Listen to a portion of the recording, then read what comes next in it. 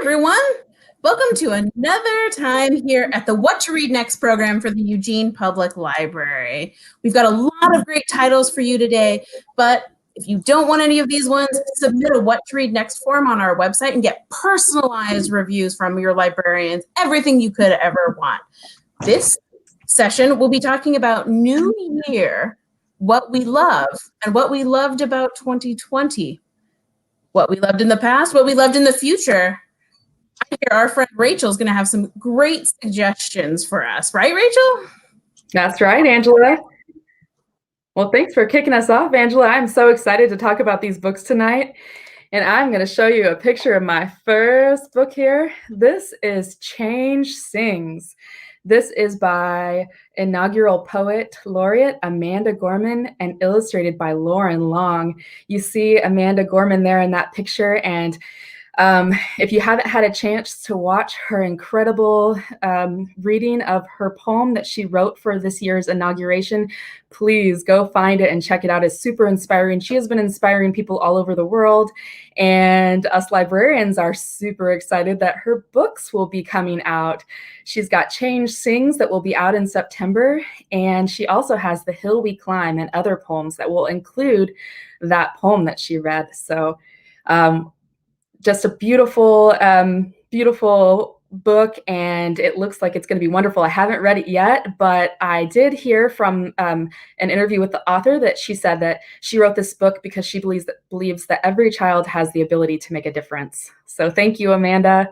We'll be looking forward to that in September. We already have it in the catalog, and both through the Library to Go or Libby and in print form in our library catalog. So you can go ahead and get in there and put a hold on it right now so you can get it when it comes in September. Alrighty, so next on the list, and another book about inspiring women. This is Kamala and Maya's Big Idea. This is by Mina Harris, which is Kamala's niece, and it's illustrated by Ana Ramirez Gonzalez. And this picture book, which came out in 2020, is again, an inspiring, uplifting story about two young girls, Kamala and Maya, and how they work with their neighborhood to build a playground next to their apartment in an unused lot. And so it talks about they can't make it happen right away, but it takes work. They say it's not a no, but it's not a yes, but it's not a no. So it talks about the steps that you can take to make change a reality. And one quote that I loved from this book says, "No one could do everything, but everyone could do something." So check this book out, and we're excited. Kamala Harris, vice president, first woman vice president. So we expect to see more books, and we know we have quite a few awesome books in our collection already about Kamala. So check those out. All right. Next, I have got on my list How to Solve a Problem, The Rise and Falls of a Rock Climbing Champion. This is by Ashima Shiraishi, illustrated by Yao Xiao. And the book is, it's by the author is also the main character in the book. This is a story about Ashima's rise, as she says, to being a rock climbing champion. She started climbing when she was 6 years old, and now at 19, she is known as one of the best climbers in the world.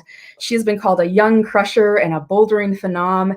And this picture book, which is in our nonfiction section, is really beautiful as it describes how she approaches each climb as a problem and the steps she takes to solve that problem and achieve her dreams. So another incredible young person to be inspired by, and a beautiful picture book to check out. The illustrations are gorgeous. How to Solve a Problem. Next on the list, We Are Water Protectors. This is written by Carol Lindstrom and illustrated by Michaela Goad. And I am super excited about this book, as many are, because yesterday this book won a Caldecott Award. Caldecott Award every year celebrates the best illustrators from the United States in picture books. And we're really excited here at Eugene Public Library because our very own youth librarian, Alec Chun, which you are going to see very shortly here, he was a member of the committee this year. So thank you, Alec, for your service. And we're excited about this book. We Are Water Protectors. So the book, partly, let's see, it is, we are so excited about this book because it is the winners of the Caldecott this year. So Gode won for her illustration, and she's a member of the Tlingit and the Haida tribe of Alaska, the tribes of Alaska, and she's the first Indigenous artist to win the award, and she's also the first BIPOC woman to win the award. There was also an honor award winner sometime in the past who is an Indigenous person also, but we are excited about the win. And I'd like to share this book with you. It's all about a young girl and talking about how we are water protectors. She says, we are stewards of the earth. We are water protectors. We stand for the land. We stand as one. So she talks about a black snake, that is the oil pipelines, and it references the protests around protecting water. And so I highly recommend you check this book out. We Are Water Protectors. And again, they're both Indigenous authors and illustrators, and we're super excited about this book this year. Next on the list, All Because You Matter. This was written by Tammy Charles and illustrated by Caldecott Honor winner Brian Collier. And this book is a love letter from the author to her 10-year-old son. She said she wrote this book because she wanted to find a way to talk about issues of racism, Black Lives Matter, and just growing up as a Black boy in America. And she wanted to find ways that she could honestly talk about these issues, but yet empower her son. So this lyrical poem is just a gorgeous, lovely embodiment of her feelings towards her son, and encouraging him, telling him that he always has and will always matter. Paired with the incredibly gorgeous illustrations, I just think this book is important for anyone to read. So please go check out All Because You Matter. Next on the list, so all those books were picture books, and this book is a novel. I wanted to recommend this novel. This was my favorite novel of this last year, and it's received quite a bit of buzz. It's already won the National Book Award winner, and that's for young people's literature, and that was for 2020. And in 2021, it just yesterday won the Coretta Scott King Honor Book. So this is King and the Dragonflies by Kaysen Callender. And this novel is about 12-year-old King, and following his brother's death, King struggles with grief, and he also struggles as he comes out and learns more about his sexual identity, and he wonders what would his brother, who unexpectedly passed away earlier in the year, would his brother love him if he knew he was gay, because he knows that his brother has some feelings about this. And so it deals with his grief and his confusion. And, the author Callender tackles themes of racism and homophobia in a really honest and powerful way. And it made me cry, and I hope you'll read it. I hope everyone will read it. It's a beautiful book, and it's highly recommended. King and the Dragonflies. One more from me. This is Outside Inside by Leiwen Pham. Leiwen Pham is the Caldecott Honor winner, and she also had a book that I talked about at the last Reader's Advisory. And this, let's see, that one was Love is Powerful, and this one is Outside Inside. In this book, Leiwen Pham, she wrote this because of the coronavirus and the quarantine. She started drawing when she was in quarantine. And this book explores the theme of pandemic and quarantine and what happened when we all went inside, and then we came back outside when it got warm. And she talks about how everyone went inside, but some people weren't able to. So it's really a love letter to first responders, to health professionals, because there were people, and she tells their individual stories that stayed out there and were heroes. And she says that we all went inside because it was the right thing to do. So as we're wanting to talk with our kids about coronavirus and about the pandemic and what's happening in the world, picture books and all books can be a great way to do that. And so I highly recommend Outside Inside. It just came out in 2021. You'll want to put that one on hold and show it to your kids, share it with your friends, share all these with your friends and family. they're all wonderful books, and those are my books of the evening. So I'm going to kick it off to Alec. Alec, I'm so excited that you're here with us. Let me get this out of Rachel. There you go. Thank you so much. Hi. You're welcome. As you know, I love We Are Water Protectors, so it's good to see that beautiful picture book honored here as well. And I'm reading King of the Dragonflies right now, thanks to your recommendation. So I hope others will take you up on that too. Awesome, thank you. Yeah. I'm going to talk about some books for older readers, starting with some early readers. The first series that I have is the Ty's Travels series. So these feature a young Black boy at playtime. The sentences are simple, and the beautiful illustrations provide visual clues to help with comprehension. These are for kindergarten to second grade, just about. So Zip Zoom, this one right here, won a Geisel honor yesterday, but it's actually not my favorite. I love All Aboard. In this book, Ty just wants to play, and everybody in his house is too busy to play with him. Cooking dinner, doing laundry. So Ty has this brilliant idea to use the cardboard box at the bottom of the stairs and turn it into a train. There's these onomatopoeic sounds as he engages in imaginative play. Woo, woo. Chugga, chugga, chugga, chugga, chugga, chugga, clackety, clackety, clackety, clackety, clack. So there's this wonderful rhythm of the story that really helps to bring about that imaginative play and also bring a sense of fun in general. So much so that his family members eventually join in and join the train, and they chug around together. So this one is wonderful. Both these books, they either help to have the child practice their reading skills, but they work really good as read-alouds as well. So we have the first two, that's All Aboard and Zip Zoom, at the library right now. And then the third one, I'm happy to say, Beach Day, will be coming out this May. So look out for that. I have another early reader next. So most young ones who are learning to read know about Elephant and Piggy. And for good reason, because Elephant and Piggy are great. But if you have a kid who only wants to read Elephant and Piggy, I really love these books, which are the Elephant and Piggy like reading kind of sub-series. And what's so great about it is that they're kind of a gateway from Elephant and Piggy into other characters, other artists. Mo Willems uses his name and his fame to highlight other wonderful authors who mostly are better known for picture books. So this one, The Cookie Fiasco, which is one of my favorites, is by Dan Santat, who wrote the books Beetle, and most recently Lift. And then Brian Collier, who we just heard about from All Because You Matter, did It's Shoe Time. And then we have Ryan T. Higgins, who you might know from the Mother Bruce books, picture books. So there's What About Worms by him. So in each of these books, we start out with those familiar characters, Elephant and Piggy.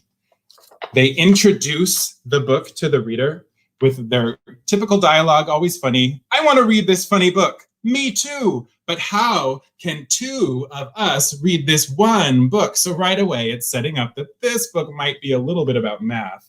They say, we can read it together. And then you see that they're holding a copy of the book. So it has a little meta moment, but each of those books kind of start that way.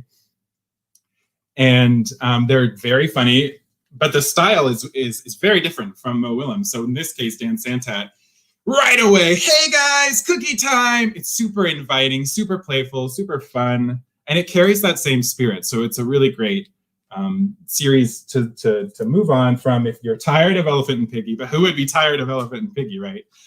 So far, there are, I believe, 7 of the titles in this series, Elephant and Piggy Like Reading. And the newest one will be out in May, and it is I'm On It by the hilarious picture book artist Andrea Cerumi. So I'm really excited about that one.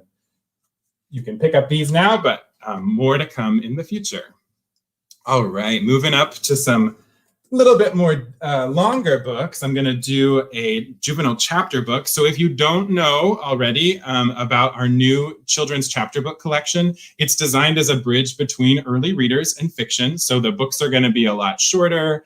They're going to have a lot of spacing, be really easier to read in that sense. So this one is a wonderful series by David Bowles with pictures by Shane Clester. It's 13th Street. If you came to our Spooky Reads panel in October, then you know that I love spooky books. And we also know that kids love them too. So the 13th Street series is definitely spooky, but I would say that it's a little more funny than it is frightening. So it's not going to scar anyone who reads it. It got some gross moments, but it's not too terrifying. So in each of the books, there are cousins, Malia, Ivan, and Dante, and they get lost on this place called 13th Street, which is actually not a street. It's a place where strange and sometimes dangerous things seem to happen, and the cousins have to find their way home. What I love especially about this book is that it actually kind of reads like a video game. So at the end of chapters, the characters encourage the reader to keep going on and track progress on that bar at the bottom. So in this case, she's saying, "You've read 4 chapters, chido!" That means awesome. There are also Spanish words interspersed throughout, or later on, get a little bit longer. "Yes, you just read 2 more chapters," even with bats chasing you. So it's referencing the narrative and testing that comprehension a little as well. For those kids who also like to track their reading and are very interested in page counts, that sort of thing, at the end, for those kids, they're going to feel very accomplished because it says, "Congratulations, you've read 15 chapters, 87 pages, and 5,187 words. That effort makes you a real boss." So it's really encouraging and super fun. So there are 4 of these right now. And the number 5, which is going to be titled Tussle with the Tooting Tarantulas, is going to be out in April. And then number 6, which is Fight with the Freeze Ray Fowls, will be out in August. So that is 13th Street by David Bowles with pictures by Shane Cluster. Okay, full disclosure about my next book. I just started this. I haven't finished it. But I'm reading it right now, and so far I'm actually really obsessed with it. So this book is for kids, for grown-ups, for teens, anybody who loves Miyazaki films, especially Kiki's Delivery Service, or if you just love witches or fantasy in general. I'll read some of the publisher's blurb to give you a sense of what caught my attention, because I think it's a really good one. So Ava Evergreen is determined to earn the rank of novice witch before her 13th birthday. If she doesn't, she'll lose her magic forever. The only problem? Ava has only a pinch of magic. She summons heads of cabbage instead of flowers and gets a sunburn instead of calling down rain. And to add insult to injury, whenever she overuses her magic, she falls asleep. When she lands in the tranquil coastal town of Auteri, the residents expect a powerful witch, not a semi-magical girl. So Ava comes up with a plan. Set up a magical repair shop to help Auteri and prove she's worthy. She might not have a lot of magic, but her semi-magical fixes repair the lives of the townspeople in ways they never could have imagined. It is super exciting. I think it has enchanting world building. The characters are really memorable. It has a combination of magic and technology, which makes it feel pretty contemporary. And I personally really want a flame fox. And you're going to have to read the book to find out what a flame fox is, but you're going to want one too. And I hear that it ends on a cliffhanger. Like I said, I haven't finished it, but I'm excited to say that the sequel, Ava Evergreen and the Cursed Witch, will be out in August. So we don't have to wait too long for the next one. And this was Ava Evergreen, Semi-Magical Witch by Julie Abe. Okay, so those are things that I either started or read in 2020 or am reading now. But now I'm going to talk about a few things I'm pretty excited about. I don't have these books, so I'm going to try and show you pictures from my phone.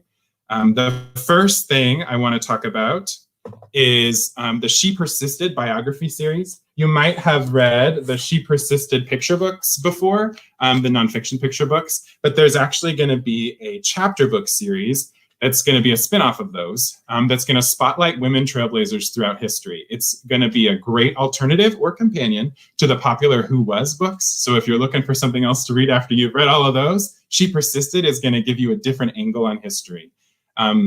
They're going to cover greats like Claudette Colvin, Sally Ride, Ruby Bridges, and are each written by a kidlit superstar author like Andrea Davis Pinkney, Rita Williams Garcia, and Meg Medina, and so many more. So the first book in the series that you can request in our catalog, we've got Harriet Tubman, that's on order right now, and more to come. So place those holds for that series.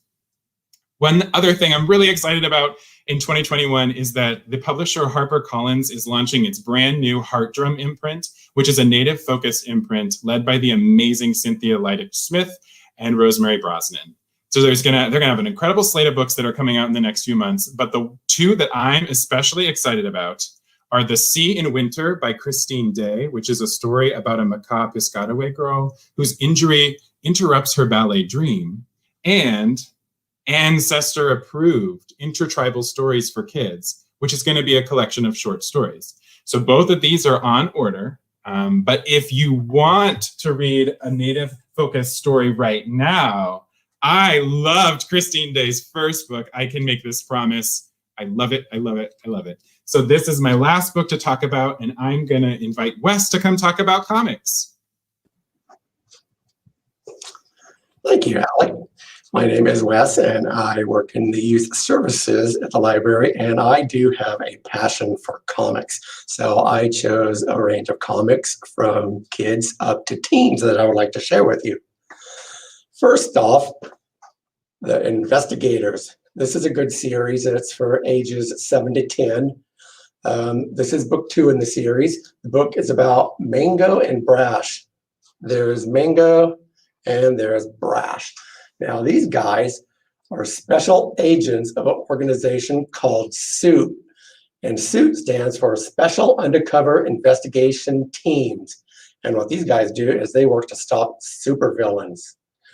This is the second book in the series called Take the Plunge, where Mango and Brash, they fight a former SUIT agent named Daryl, who is now the supervillain Crackerdile. And he's an alligator who has been turned into a large cracker. And they have awesome vests with numerous gadgets. I'll show you a picture. You can see Brash. He has a little TV coming out of his vest, so he could watch this show called Cole's Law while he has his mop that's coming out of the vest mopping the floor. So these books have lots of puns and silly humor. They're perfect for fans of Dogman and Captain Underpants. Now, the third book in the series is going to be coming out in 2021, and it's called Off the Hook. And John Patrick Green is also has a fourth book that will be coming out called Ants in the Pants. And he's even working on a fifth book. So these are perfect books for younger kids. I think they will enjoy them. Next up is a book in the Emmy and Friends series by Terry Libenson. This is the fourth book in the series called Becoming Brianna. Now, what this series is about is the trials and tribulations of a group of friends in middle school. Now, Becoming Brianna is about Brianna. Her mom wants her to have a bat mitzvah, but Brianna doesn't want to because she's really shy in front of crowds, and she does not want to have to try and learn a Hebrew passage and to recite it in front of a large group of people. So she's really nervous and doesn't want to have to do that. But to compound problems, she's having problems in this book with her best friend, Emmy. And if that's not enough, she has feelings for a boy, but she's too shy to talk to him about. So the first three books in the series are Invisible Amy, Positively Izzy, and Just Jamie. And I don't think you have to read them all in order, but I think it's fun to read the whole series because you get to learn about the different friends. These books usually have alternating storylines in them, where they alternate between characters. This particular book, the storylines alternate in time. So in the current time, it's right before the bat mitzvah with Brianna, but the other storyline are the couple of months leading up to it. And I'll show you, because what's neat about it is the artwork in it changes. As you can see, the one side of the page, it has kind of a more traditional comic feel. That's the current timeline. As you can see in this one, Brianna is just about to go up and do her bat mitzvah. But the other page is 3 weeks ago, and you can see that it's a different style, or it has a lot of text with some little comic pictures thrown in. So looking forward to 2021, The next book is going to be Truly Tyler. Now, this is going to be the first book in the series that's actually about a boy, but he's not just any boy. This is the boy that Emmy had a crush on in the first book, Invisible Emmy. So I really look forward to this book. I can't wait to read it. Up next, where's my book? Up next, I want to talk about a 2-book series by Jerry Craft. The first book is called New Kid, and it's about an African-American youth named Jordan Banks, who is going to a prestigious private middle school where he is one of the few kids of color in his grade. And he kind of feels torn between two worlds because he's attending this school, but the kids in his old neighborhood, they kind of resent him for it, that he's not going to school with them and that he's going to this school, this prestigious school with predominantly white students. But he doesn't really feel like he fits in really well in this private school either. So he's kind of like stuck between the worlds. He does make a couple of friends though. So the next book in the series is Class Act. And this is one of his friends, Drew Ellis. Drew is a scholarship student at the private school, and he lives in a low-income apartment complex in the Bronx. Now, Drew, he doesn't feel like he has some of the same opportunities that his privileged, wealthier, and white fellow students have. So because of that, he feels isolated, and he feels like he can't really be himself. Like, he loves basketball, but he doesn't want to go out for the basketball team because he feels like that everybody in the school just expects the African-American student to be a basketball player. So even though these books though deal with some serious subjects of race and privilege, they're actually also very funny books, and I found myself laughing out loud many times. Here is a picture. I'll show you what it looks like, the artwork. And you can see they're all terrified of the big seniors. They're like, oh my gosh, the seniors run away. But it's just wonderful artwork. New Kid actually won a Newbery Medal last year for 2020. And it's the first graphic novel to ever win one. So I really hope that this series continues because it is well worth reading. My next book is another really fun book, Donut the Destroyer by Sarah Grayley. Now, Donut, she lives in a world where everybody has a special ability that they're born with that they could choose whether to develop it for good or for evil. Donut, she has super strength, and she wants to use her strength to be a hero. And she's just been accepted into the Lionheart School for Heroes.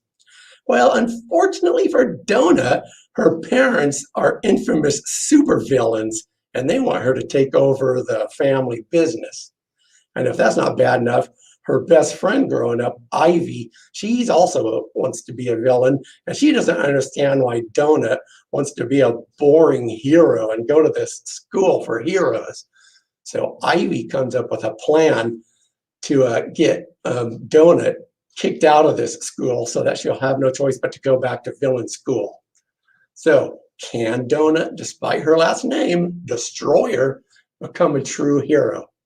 Now, I love Sarah Grayley's writing and her artwork because they are a lot of fun. And here I'll show you a picture of it. You can see Donut, and there's Ivy with the red hair causing trouble in the library. Now, Sarah Grayley has also written a couple of other really fun series that I've read that I think you'll enjoy. Kim Reaper, which is a wonderful series, and Glitch. She's also done some artwork for a couple of Minecraft graphic novels, so that's something out there that some of the kids out there who love Minecraft might be interested in looking at that. I don't know if there's another book coming out in this series yet, just for the fact that Sarah is involved with so many different series. So, but it kind of leaves off at the end where they're looking forward to this new school year. So I really can't wait for the next series in Donut the Destroyer. My final series is for teenagers out there who are into superheroes. And it's the Miss Marvel series by Saladin Ahmed. Now, there are 2 books out in the series right now, but these books are a continuation of a previous 10-book series written by G. Willow Wilson. And I highly recommend you read those before this, because not only does it go over Ms. Marvel's origin story, but also just because it's a great series. It's a lot of fun to read. So Ms. Marvel, her secret identity is Kamala Khan, a Pakistani-American teenager in Jersey City, New Jersey. So her superpowers, she has these powers where she, as she calls it, embiggen, where she could like grow and stretch and shrink. And you could kind of see in the picture here, her arm is stretched out really far and her hand is really big. And she also has healing powers. So this is another series where the character is struggling with life as a superhero, but also just trying to be a regular teenager attending high school. And her parents, Pakistani, who moved to this country, they're traditional and they don't know she's a superhero until this series. So they're struggling with the whole thing of her being a superhero in this series. And as always, there are boy issues because she is falling for her best friend and vice versa. So this is the first book in the new iteration, Destined. The second book in the series is called Storm Ranger. Let me give you a little taste of the art. And you can see in the one picture, she's stretching, fighting some zombies. And on this page, I love this because she gets a brand new high-tech uniform. There is going to be a third book coming out. I don't know what it is yet. There's no name. All we have is a screenshot of it. So I'm really hoping that this series comes out in 2021. So that is it for my comic book collection. And now I'll be turning it over to Angela, who will be telling you about more great teen reads. Yeah, Wes, those are great. Donut Destroyer has been on my shelf for a while, and you have sold me. Like, why was it sitting there for so long? That's such a wonderful pitch.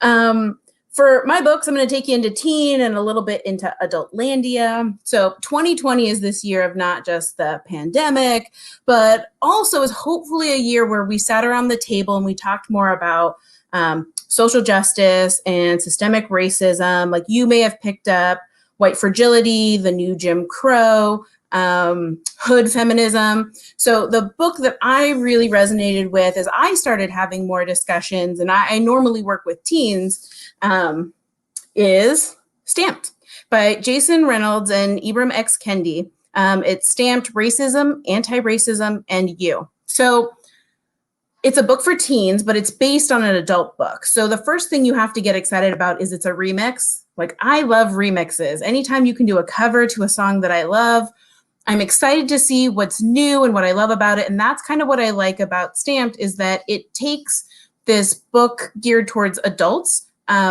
more historical, like history book, very serious. And Jason Reynolds, who's amazing and wonderful, like you may have read a lot of his other titles, really breaks it down, makes it super approachable for teens, but for me as an adult, really, really makes me stop and think. And that's what I like about it, because I'm not a big nonfiction reader, to be honest with you, but I really wanted to educate myself about systemic racism. And the book does a really great job of keeping me engaged at all times. I think it's wonderful too for teens who maybe don't ever approach nonfiction, but who want to take a moment and read something that's also like really serious, but Jason Reynolds does it in a fun, approachable way. Like, sometimes I was like, yo, that's really awesome.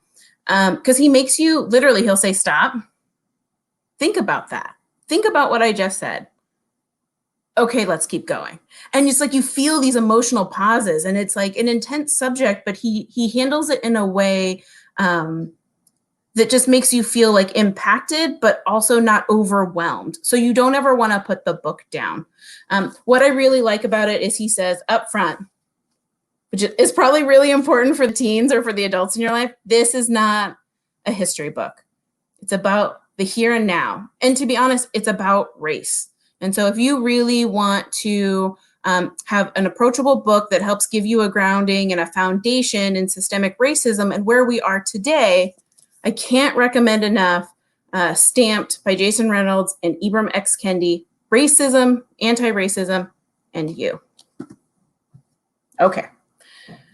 I was so excited, not about the pandemic. I was not excited about the pandemic, but I was super excited because there is a series, which I loved, called Gideon the Ninth. And the second book in the series was due to come out in like May. So I was like, okay, if I have to be in a pandemic and I have to read a bunch of books, I really want to read the sequel to this book. But publishing took a pause, which means the sequel to the most anticipated book I read of last year was on pause, which made me very sad. But it came out and is super one of my favorite books of the year 2020. So if you did not read Gideon the Ninth, the premise is we follow our lovable goth protagonist, Gideon Nav, as she protects her ever cranky goth nun skeleton necromancer in their adventure in space. And also it's a little gay. So I was like, oh, this is so great. The sequel book, Harrow the Ninth, takes a look at that cranky skeleton lady that we grew to like hate, but maybe kind of love a little in the first book. So it turns it on your head as you have a new perspective and you find out more about Gideon and Harrow and why they ended up on this adventure, which is essentially the head of a household in disarray at the Empire's calling. And so what can they unravel the mysteries that the Empire has and the Emperor, whose like name is John, can they unravel what's really going on? And now there is a third book, but like I said, the pandemic pushed back book 2. So book 3, You'll See Me in a Year, is going to be released in 2022, which makes me cry, but makes me excited for 2022 book recommendations. So that's Harrow the Ninth by Tasmin Muir. It's the second book in the Locked Tomb trilogy. So super wonderful, fun, like I said, a little gay. Okay. Can't wait for this one. Let's continue with a little gay. This is The House in the Cerulean Sea by T.J. Cloon. I absolutely love this book. I picked it up at the end of the year. It was actually a gift for somebody else. And I was like, but maybe you let me borrow that because we're friends. And they were like, okay, I guess. So really a gift for me, but I think that's what love is about, is letting people borrow your stuff. So this book takes a look, it's an adult book, takes a look at a super boring, quiet, like middle manager, like not even middle manager, like total government employee, 20 years, like super droll, Linus Baker. Now, I'm not really selling him as your protagonist, but I just want you to know he's like not super exciting in the beginning. But he works for a government agency that is in charge of magical youth. So kind of Harry Potter, but like not focused necessarily on the kids. And in this world, he's a caseworker. So he goes to these different magical orphanages and looks at the kids and just makes sure that they're safe. So it's like really interesting, but he's really boring. This book is so much fun because it takes a look at things in kind of a silly way. Like you can almost imagine it like the movie The Life Aquatic, where you're like, that's silly and weird and zany. But because your main character is so droll, it really hits. So we follow him, and he is called by extremely upper management into their offices, and they say, hey, we have this secret thing. Nobody knows about it, but you're actually the perfect person because you're so boring. And you've been here for so long, and all you do is like paperwork and your job, and you seem like the perfect person who won't be turned off by this. And so he has to go to this island where these 6 children are kept under lock and key, along with their caretaker, Arthur. And his job is to investigate and make sure the children are safe. But that's just the tip of the iceberg. He ends up finding that these children are magical, but could also destroy the world. So this book I really, really love because it's got this magical element to it. It's told from a person's point of view who is really quite boring, but it really talks about what it means to find your chosen family, and that you can find friendship and love in places that you never thought you could. So that's The House in the Cerulean Sea by T.J. Cloon. Okay, so another book that I have not read yet came out just a few months ago. Ready Player 2, almost one of the most boring covers you'll ever see. This is the sequel to Ready Player 1. Yes, very creative Ready Player 2. You may have heard this book. It's by Ernest Cline. They made a movie about it. The first book really focuses on kind of this dystopian future where an Easter egg is hidden in the virtual reality world that everybody escapes to. And as the first book draws to a close, you're like, cool. Like for me, I thought it was a one book. Like we're done, the adventure's over. I don't know where you would go from here. Really satisfying. So this book is on my to-read list for this year, very high up there, because I never thought that there would be a sequel. Silly me, but once the movie came out, I should have suspected something. So this book takes place a few days after the events of the first book. And I'm like, oh, what will happen? What's the new mystery? Now, I got to say, I haven't read it. And there's always a fear that when you take a really great book and you make a sequel, it won't be as good. So you've been warned. But I like this world. I like that it's kind of weird and dystopian, but also has like a lot of 80s references. As a kid from the 80s, I'm like, oh, I know that, and I know that, and that's really cool. And yes, let's talk about New Coke. So I enjoyed Ready Player 1, and even if the sequel isn't as great, I want to re-enter this world where some of my favorite characters hang out. And even if it's a copy, even if they're going on the same exact adventure, the world that Ernest built was so fun that it makes me want to take the ride a second time. So that's Ready Player 2 by Ernest Cline.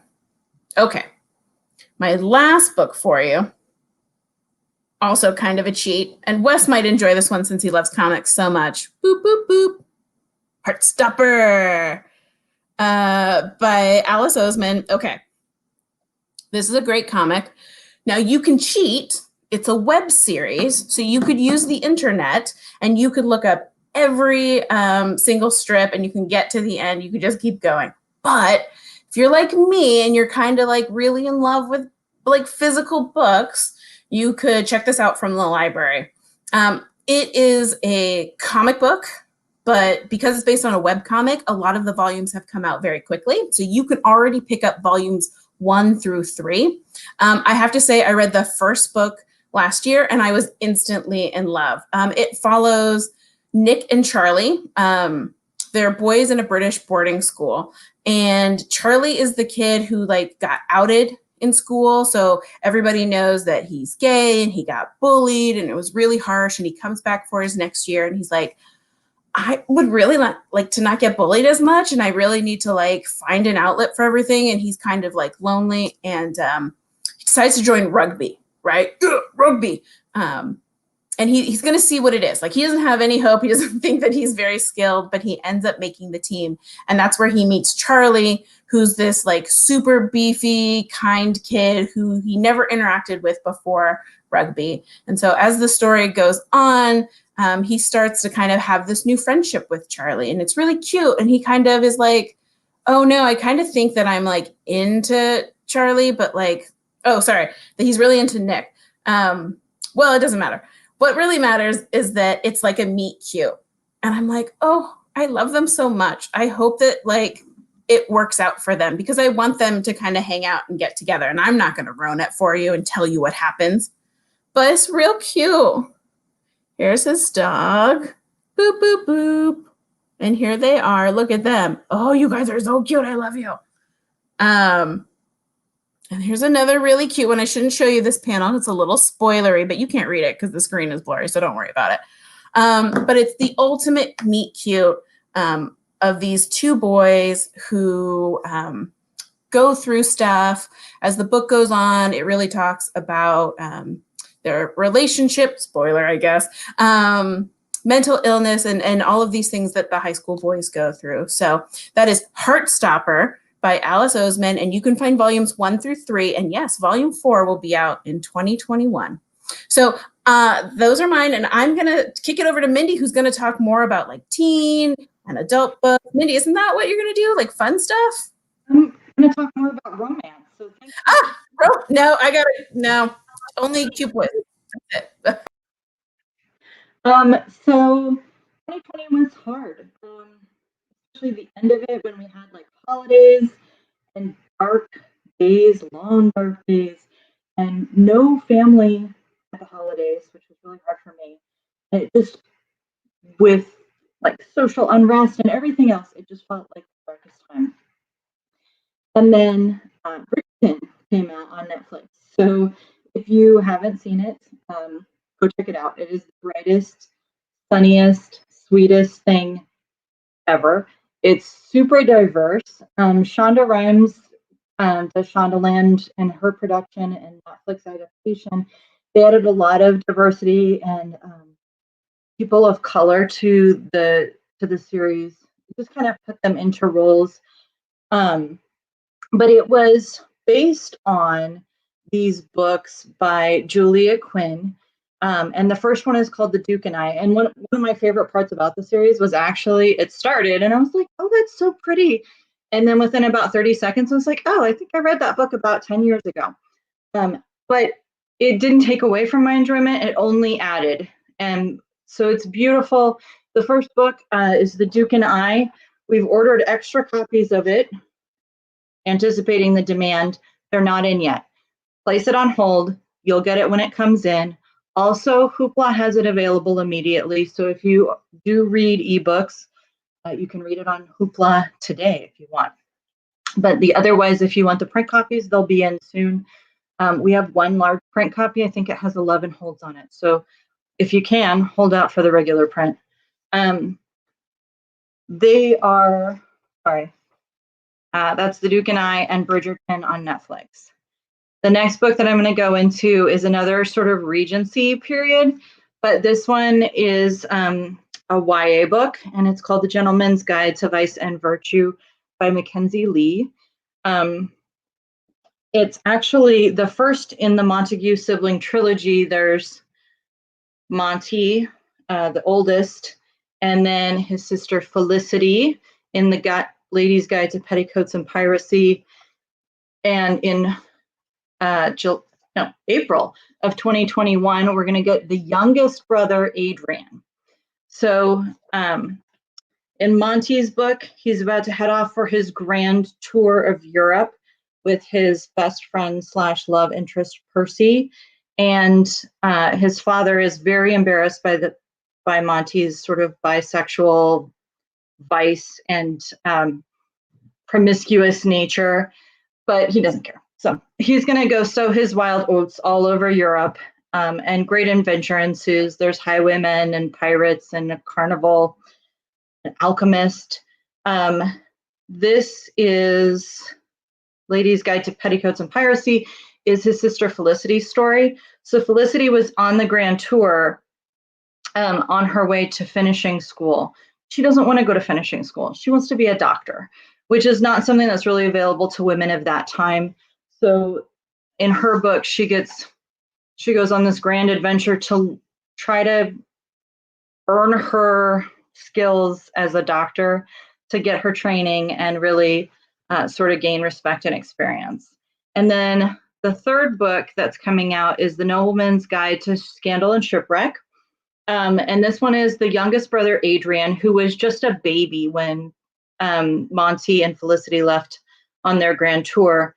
And now he's grown up. He is about to go on his own adventure. He has his own issues with their father, who is just a tyrant. And he's about to have his own adventure going on a trip to the Caribbean to retrieve the possessions of his beloved and recently deceased mother. And he's going to try to rope his siblings into coming along. So he's super excited about that. I'm super excited about that. The Nobleman's Guide to Scandal and Shipwrecks by Mackenzie Lee, April of 2021. My next book, we're going to go forward in time a little bit. This one is A Stitch in Time by Kelly Armstrong. Kelly Armstrong writes really amazing paranormal romances. It came out in October of 2020, and you can get it on Hoopla now. However, our publisher distributor isn't going to have it until March. So in March, you can read the print copy, or you can read on Hoopla immediately. This is not her normal witchy paranormal romance. It's the start of a new series of gothic time travel romance with ghosts. It's really lovely. It's very Jane Eyre kind of feel, like there's a lot of things taking place on the moors and it's Victorian era. It was a really fun read. It's my only standalone that I'm recommending tonight, and it was just that good. I just had to recommend it. So that's A Stitch in Time by Kelly Armstrong. The next series that I'm recommending, and it's a trilogy, is by Talia Hibbert, and it's about the Brown sisters. So the first one is Get a Life, Chloe Brown, and that came out in 2019. And then Take a Hint, Danny Brown came out this year. I just finished it. It was so sweet. And in March of 2021, we're going to get Act Your Age, Eve Brown. And the wonderful thing about these books is they are about these Black, posh, rich girls in England who have this fun, eccentric family and support dynamic, but they also each are dealing with an invisible disability. So Chloe Brown has fibromyalgia and chronic fatigue syndrome, and it makes her kind of snappish, and people don't get along with her because she's always in pain, and so she can snap at people. Danny Brown is very socially awkward and doesn't think she can be in a relationship. And her love interest, Zafir, is Pakistani, and he has anxiety. And actually in the book, he reads romance novels because he needs that guaranteed happy ending and hope. And so they're really charming. I can't wait for Eve Brown because the guy that she falls in love with is on the autism spectrum, and Eve is a whirlwind. She is a certified hot mess. And the first time he meets her, he's like, no, you cannot work for me. She applies for a job. It's like, no, you're too chaotic. I can't deal with you. And then she hits him with her car. And so he has to accept her help, which in my opinion is just the best way to get a job ever. Just run over the guy with your car.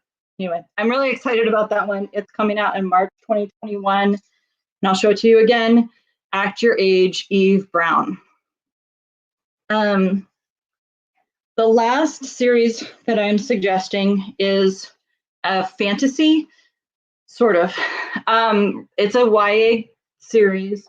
Rainbow Rowell wrote this great book, Fangirl. If you've never read it, go read it.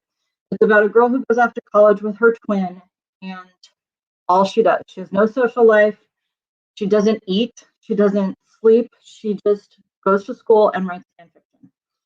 And her fan fiction is slash fan fiction, so it's fiction in which she takes two characters from a popular series and makes them gay. And the series is sort of loosely based on Harry Potter. And so she's got these characters, and there are so many scenes in Fangirl of her fan fiction that Rainbow Rowell finished it and then was really like, can't stop thinking about these characters and this universe. So she wanted to see what she could do. So it's really fun because it's written in the style of fan fiction. So it's over the top, ridiculous, but they're like the canon is just in her own head. So it's sort of canon, like they're just so fun. This one is, the series are, Carry On is the first, and the characters are Simon Snow and his boyfriend Baz, who's, like enemy and then boyfriend. It finishes off and you think it's like, oh, happy ending, woo woo. And then like all fan fiction, it's not over. Fan fiction just keeps going on forever. So the second one, Wayward Sun, which I've just been listening to on audiobook, and it's fantastic. They go to America and actually like take over a Renaissance fair and fight vampires. It's so good. And then the third one is coming out, and this one really will be the end. Rowell says, Any Way the Wind Blows is an ending about endings, about catharsis and closure, and how we choose to move on from the traumas and triumphs that try to define us. So I'm super excited because I just have to see how things end up for Baz and Simon and all of their wonderful friends. Thank you. And I am going to now kick it over to Andy, who is going to have amazing adult recommendations. Thank you, Mindy. Thanks, Andy. All right. Hello, everyone. I get to take us home. We're, to the surprise of nobody, going a little bit long because we all love talking about books. So I'm going to try and be fast. So full disclosure, I did just skip over 2020 altogether and just decided to do 2021 books because I had already read a few things that I was a big fan of, and then I just couldn't, there's so much coming out that I'm excited about. So I have two physical books with me. So the first book I want to talk about is out now, and it's called Black Buck by Mateo Escarpor. This is a debut novel, and as you may see, the sticker, it got the Read with Jenna sticker, which is really neat. And this is a debut novel, and I just wanted to read a quick plot summary for you all. This novel is about the unambitious 22-year-old Darren who is content working at Starbucks in the lobby of a New York City office building. He spends his free time hanging out with his girlfriend, eating his mother's home-cooked food, and hanging out with his coworkers at Starbucks. All of that changes when a chance encounter with Rhett Daniels, the silver-tongued CEO of the latest, hottest tech startup, results in a job offer. After a hellish orientation, Darren, the only Black person in the company, reimagines himself as Buck, a ruthless salesman, unrecognizable to his friends and family. But when things turn tragic, Buck begins to hatch a plan to develop, to enter young people of color into America's sales force, setting off a chain of events that forever changes the game. So this book is satire, and it is incredibly funny, incredibly smart, and incisive when it comes to race in America in 2020. There's some very broad strokes in terms of like plot developments and some truly wild things that happen. But I was completely along for the ride the whole way, and it's unbelievable. And this is a debut novel because you feel like you are in such good hands. It is so the voice is so clear and confident, and I cannot wait to see what he does next. I can't wait for everyone else to read this book. That is Black Buck by Mateo Escarpor. So this one, full disclosure, I'm in the middle of right now. This was a late edition because it just kind of landed on my desk, and all of a sudden I'm halfway through it because it's amazing. It's called Who Is Maude Dixon? And this is another debut novel by Alexandra Andrews. And there's my bookmark. I'm halfway. Not easy to hold up. I'm halfway through. I feel pretty comfortable recommending it. So this book concerns Florence Darrow, who, after a reckless text message costs her low-level publishing job, she stumbles into a new opportunity as the assistant to Maude Dixon, the anonymous author of Mississippi Foxtrot, the latest literary sensation. Florence quickly falls under the spell of Maude, whose real name is Helen. That's not a spoiler, that just kind of happens, and is whisked away to Morocco for a research trip. After a night of drinking, Florence wakes up in the hospital after a car accident with no memory of what happened and no sign of Helen. Mistaken by police for Helen, Florence is tempted by a shortcut. Could she assume Maude's identity and become a best-selling novelist overnight? I have no idea because I haven't finished this book. However, so far it is a tense, wickedly smart literary thriller, literary in the sense that it like actually takes place in the publishing world, which for some reason I always like. I have another one coming up that also takes place in the publishing world. Florence, who is the protagonist, you're kind of inside of her head the whole time. She's a really slippery character. She's kind of relatable and just like her struggle to, make it in the world. But then, she starts doing some kind of deeply amoral things, but you're like along for the ride because she is so captivating.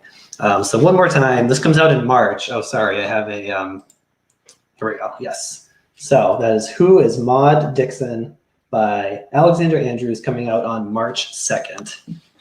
And I can't wait for you all to read that one. Okay, now I just need to share my screen here because I'm gonna use some slides. So just give me a moment. Okay.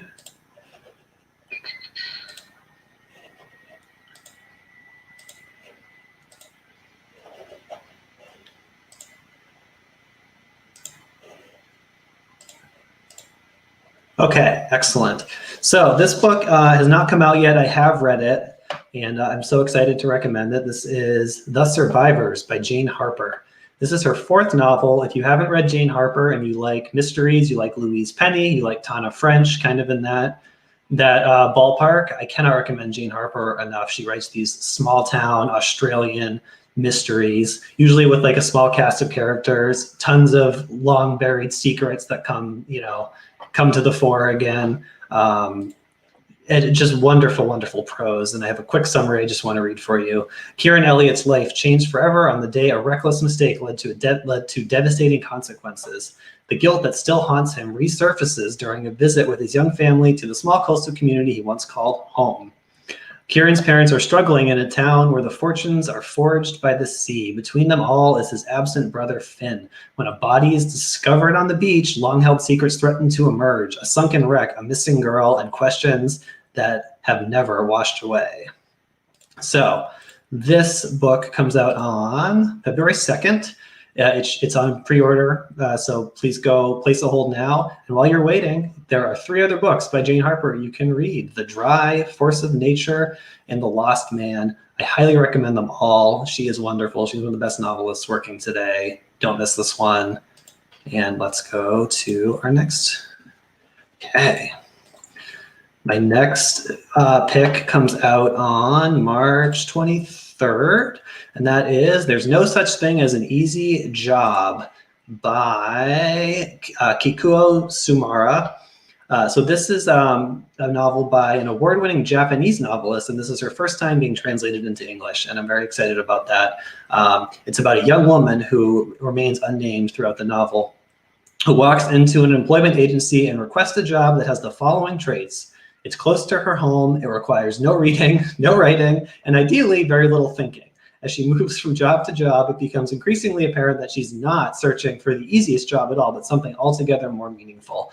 And when she finally discovers an alternative to the daily grind, it comes with a price. So I love the setup of this book. I really like workplace setting books too. That's just like a personal taste thing that I always go for. It's kind of addressing millennial burnout as well. You get a peek into Japanese work culture. And then there's some vagueness about the plot that sounds really intriguing. There's like some sort of mystery element, maybe even something supernatural that happens. I've actually kind of gone out of my way not to learn any more about it. So this comes out March 23rd. Again, should be able to place it on hold at the library, if not now, very soon. Very excited for that one. Okay. The next choice is Open Water, which comes out on, tragically, they just pushed this one back a week from April 6th to April 13th. How dare you? I want this book right now. It's called Open Water by Caleb Azuma Nelson. This is another debut novel. It's actually a novella. It's a lean 145 pages long, which I think is lovely. It's always impressive when someone can tell a story with such efficiency. And the reason I'm excited about this book is I'm getting some Normal People vibes. Normal People being Sally Rooney's smash hit novel about young love that was turned into a miniseries on Hulu, which is excellent. That was about Irish kids. This one is about, well, let me read you the summary. In a crowded London pub, 2 young people meet. Both are Black British, both won scholarships to private schools where they struggled to belong. Both are now artists. He a photographer, she a dancer, and both are trying to make their mark in a world that by turns celebrates and rejects them. Tentatively, tenderly, they fall in love, but 2 people who seem destined to be together can still be torn apart by fear and violence, and over the course of a year, they find their relationship tested by forces beyond their control. And I just wanted to read a quick quote from novelist Yajiasi of from Homegoing and Transcendent Kingdom. Side note, please read her books. Okay, so Open Water is tender poetry, a love song to Black art and thought, an exploration of intimacy and vulnerability between 2 young artists learning to be soft with each other in a world that hardens against Black people. Whew. So that is Open Water by Caleb Azuma Nelson, and that is coming in April. And my next book is Malibu Rising by Taylor Jenkins Reid. I'm sorry to say it's going to be all the way until June 1st until we get this one. I am excited for this book. I will answer the question of why I'm excited about this one with another book title, and that would be Daisy Jones and the Six, which was Taylor Jenkins Reid's 2019 book, which is one of my favorite novels, certainly of the last several years, and it's honestly one of my favorite books ever. She has other novels that I have not read yet. Sorry, there's one other I've read called The Seven Husbands of Evelyn Hugo, and that book plus Daisy Jones and the Six plus Malibu Rising, they all take place in the same universe. It's like the Marvel Cinematic Universe, except this is like the Taylor Jenkins Reid literary universe. So this book is about the Riva family, the family of Mick Riva, who is a famous singer in her world, who appears in her other two books. Malibu, August 1983. It's the day of Nina Rivera's annual end of summer party, and anticipation is at a fever pitch. Everyone wants to be around the famous Rivas. The siblings are a source of fascination in Malibu and the world over, especially as the offspring of the legendary singer Mick Riva. By midnight, the party will be completely out of control. By morning, the Riva mansion will have gone up in flames. Before that first spark, in the early hours before dawn, the alcohol will flow, the music will play, and the loves and secrets that shape this family's generations will all come rising to the surface. So Taylor Jenkins Reid, she really excels in crafting a sense of place. So like for Evelyn Hugo, it's the golden age of Hollywood. Daisy Jones and the Six is the 60s and 70s rock scene. And now here we go. We have the 80s Malibu surfing world, which I know nothing about, but I cannot wait for this book because I just think Taylor Jenkins Reid is one of the best and possibly most underrated novelists that are out there these days, because people generally don't seem to know about Daisy Jones and the Six when I'm like shouting from rooftops that you need to read it. So that is Malibu Rising, coming on June 1st. And my final pick, also June 1st. June 1st is just going to be a great day for books. That is The Other Black Girl by Zakia Dalia Harris. Now, this book is being pitched as, let me make sure I get this right. Sorry, The Devil Wears Prada meets Get Out, which, like, when I read that, I was like, okay, I'm in. A little bit more information. 26-year-old editorial assistant Nella Rogers is tired of being the only Black employee at Wagner Books. Fed up with the isolation and microaggressions, she's thrilled when Harlem-born and bred Hazel starts working in the cubicle beside hers. They've only just started comparing natural hair care regimens, though, when a string of uncomfortable events elevates Hazel to office darling and Nella is left in the dust. Then the notes begin to appear on Nella's desk. Leave Wagner now.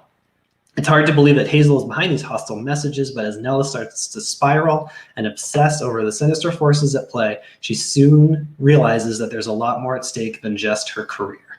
So that just sounds so thrilling to me, and Get Out really like has set the template for these thrillers and works of horror and thriller really that kind of investigate and interrogate race issues in America through this just like really unique lens. And I'm just all in on this, so cannot wait for this book.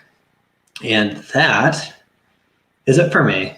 I think we're gonna bring everybody back on now to say good night. Yeah, there we go. Thanks, everyone. Yeah, what a great presentation. So many wonderful books. I was jotting down all of them, even though we ran a little late. I was like, oh my gosh, I need all of these, Andy. Everyone, all of these books are really wonderful. We're so excited for the new year in books. In the chat, please feel free to hit the links to get your own personalized book recommendations from our What to Read Next form. If you know that you want comics from Wes, you can even put that in your form. Books from Andy, feel free. We really want to share our love with books with all of you. And we're going to see you next month on our next What to Read Next program. So bye, everyone. Have an awesome evening. Good night.